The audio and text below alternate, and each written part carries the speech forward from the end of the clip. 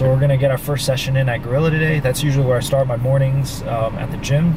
Gorilla Jiu-Jitsu first in Pleasanton, and then I head down to Richmond after. Today we're doing sparring, some last minute technical stuff. We're just trying to keep the body nice and loose and simulate combat as close as we can without the injuries. So that's what we're heading to right now. Today I'll just be working with Steve, my striking coach. We're gonna just kind of clean up our we're gonna try to kill some lag time today in terms of training.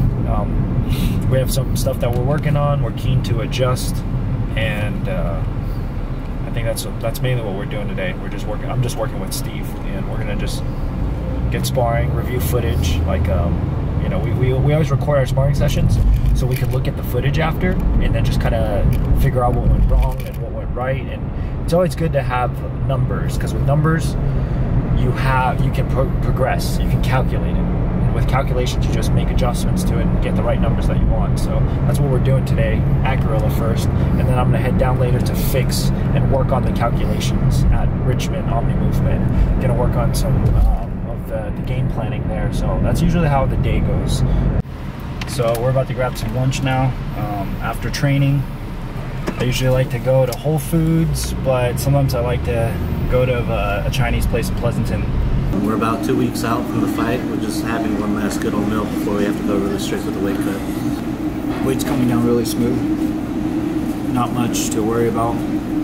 35s have been easier every single fight camp. Gotta thank my nutritionist for that. She comes up with a really solid plan.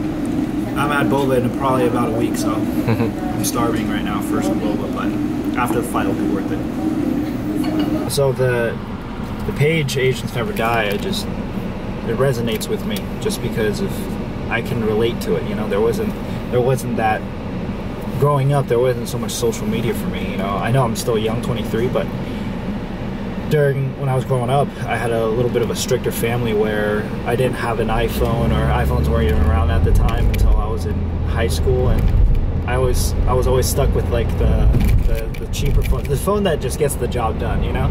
And then now I see this Asians Never Die page.